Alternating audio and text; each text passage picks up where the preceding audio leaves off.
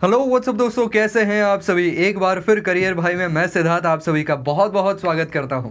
दोस्तों, आज हम ऐसे 4 चीज़ों के बारे में जानने वाले हैं जो कि एक प्रोफेशनल एनवायरनमेंट में काम करते वक्त आपको किसी से भी डिस्कस नहीं करनी चाहिए, किसी को भी इसके बारे में बताना नहीं चाहिए। ऐसी कौन सी 4 बातें हैं जो कि आपको आगे चल करके हेल्प ज़्यादा नहीं करेगी लेकिन हार्म ज़रूर कर सकती हैं और जो कि उतना ज़्यादा प्रोफेशनल भी नहीं लगेगा। तो इसके बारे में हम चर्चा करेंगे, लेकिन आगे बढ़ने से पहले हमेशा की तरह अगर आप इस चैनल पर नए हैं, अब तक आपने सब्सक्राइब नहीं किया है तो फटाफट चैनल को सब्सक्राइब कर दीजिए।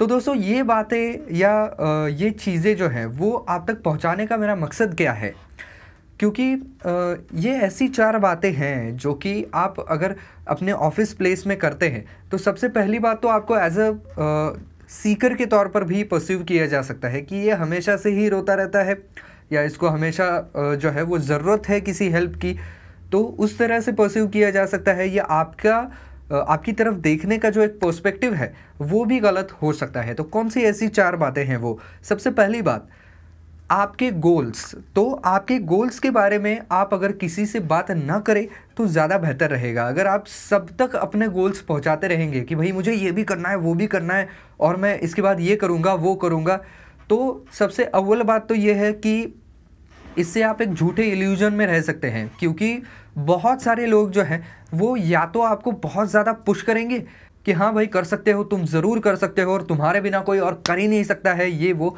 या तो दूसरे टाइप के लोग होंगे कि भाई ये तुमसे नहीं हो पाएगा, तुमने अपने आप को देखा है क्या, ये तुम्हारे बस की ही नहीं है, ये तुम्हारे कैपेसिटी के बाहर है, तुम यहाँ पर जो है वो झूठे ख्वाबों में जी रहे हो। तो ये 2 तरीके के लोग आपको मिलेंगे और वो आपको आपके लक्ष्य से भटकाने की ज़रूर कोशिश करेंगे। इसके अलावा तीसरे टाइप के भी लोग होंगे जो कि आपके गोल्स को समझेंगे कि भाई ये आगे चल करके ये करना चाहता है, जिससे कि वो इनसिक्योर हो सकते हैं कि भाई ये अगर इस पोजीशन पे या इस कंपनी में इतना ज़्यादा बड़ा हो गया तो हमारा क्या हो जाएगा। तो आपका प्लान आपने खुद ही उनको बता दिया है, तो आने वाले समय में आपके काम में जो है, आपके रास्ते में वो हर तरीके के रोड़े डालने की कोशिश करेंगे। तो भलाई इसी में है कि आप जब आपका गोल ऑलमोस्ट अचीव कर चुके हैं उसके बाद बताएंगे तो बात अलग है, लेकिन वो अचीव करने से पहले ही ढिंडोरा पीट के सभी को बताने की कोई ज़रूरत नहीं है। इसमें क्या है कि या तो लोग आपके काम में रोड़े डालने की कोशिश करेंगे, आपको बहुत ज़्यादा ओवर एनकरेज करेंगे या डिस्करेज करेंगे, या ये भी हो सकता है कि आपका जो प्लान है वो समझ करके आपके प्लान की कॉपी करके खुद आगे बढ़ जाए और आप वही के वही रह जाए। तो इसकी वजह से जो है वो आपके क्या दिमाग में विचार चल रहे हैं, आपकी अगली मूव क्या है, कभी किसी को यहाँ पर जो है वो शेयर मत कीजिए। नंबर टू इज़, आपके जो पर्सनल लाइफ के प्रॉब्लम्स हैं वो कभी भी आपको काम पर नहीं लेके जाने चाहिए। इसका मतलब ये है कि जो भी आपके कुछ पर्सनल लाइफ में हो रहा है वो हर आपके कॉलीग के साथ, आपके ऑफिस वाले दोस्त के साथ शेयर करने की कोई ज़रूरत नहीं है। इसकी वजह से आपके प्रति 2 टाइप के परसेप्शंस बन सकते हैं। पहला कि ये आदमी रोतलू है और इसको हमेशा से ही जो है वो मदद की ज़रूरत है, और ये जो है कि जो हिंदी में कहते हैं ना कि ये ना बहुत ज़्यादा ज़रूरतमंद है भाई। तो उस तरीके से आप बिल्कुल भी अपने आप को रखना नहीं चाहेंगे कि भाई ये ज़रूरतमंद है, इसको हमेशा हेल्प की ज़रूरत पड़ती है, वैसी वाली चीज़ नहीं होनी चाहिए। और दूसरी बात ये है कि ये भी लग सकता है कि ये आदमी बड़ा वीक है, ये इमोशनली बड़ा वीक है, ये छोटी छोटी बातों पर रो देता है, ये छोटी छोटी बातों पर जो है वो बहुत ज़्यादा परेशान हो जाता है। एक तो पहली बात, इससे आपकी इमेज भी ख़राब हो सकती है। और एक चीज़ इसमें जो आ सकती है वो ये है कि आपसे कोई छोटी सी भी गलती हो जाए तो भी उसी चीज़ के ऊपर लोग पॉइंट करेंगे कि भाई ये इनके पर्सनल प्रॉब्लम चल रहे हैं ना, तो इसकी वजह से इसका काम में ध्यान नहीं लग रहा है, तो आप यहाँ पर छुट्टी दे दीजिए इसको या इसको काम से निकाल दीजिए। तो ऐसे कारण क्यों देना है किसी और को। तो ये एक बात हो गई। और एक चीज़ ये हो जाती है कि लोग अगर आपको समझते हैं कि आप कमज़ोर हैं, इमोशनली वीक है, तो उस बात का फ़ायदा उठाने की कोशिश की जा सकती है। जो भी आपकी इनसिक्योरिटीज़ है, जो भी आपके बिगेस्ट फियर्स हैं, वो अगर आप बोल बैठेंगे तो उसका कहीं ना कहीं जो है वो दुरुपयोग करने वाले, उसका गलत फ़ायदा उठाने वाले हर जगह पर आपको मिलेंगे। तो कभी भी ये चीज़ें आपके प्रोफेशनल एनवायरनमेंट के अंदर जो है वो साझा ना करें। तीसरी जो इसमें पॉइंट आती है वो ये है कि कभी भी अपने वेल्थ के बारे में बात ना करें। मेरे पास इतना है, मेरे पास उतना है, मैं इतना कमाता हूँ, मेरी बीवी इतना कमाती है, मेरे घर वाले इतने कमाते हैं, फिर मैंने ये ले लिया, फिर मैंने वो ले लिया। कोई ज़रूरत नहीं है इस बात की। आपकी वेल्थ है ना, आपके पास रखिए।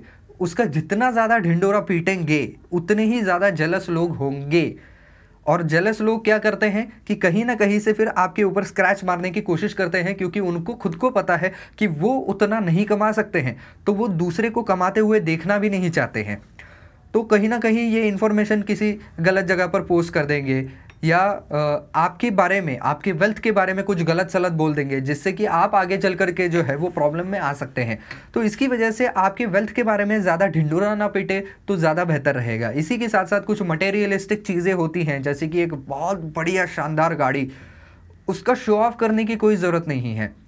इससे जो है वो आपके सीनियर्स भी थोड़े से खफा हो सकते हैं कि भाई ये ज़रा ज़्यादा ही शो ऑफ करने की कोशिश कर रहा है। यहाँ पर जो है वो ऑफिस में काम करने की बजाय जो है वो ज़्यादा स्टार बनने की कोशिश कर रहा है, या अटेंशन सीक करने की कोशिश कर रहा है।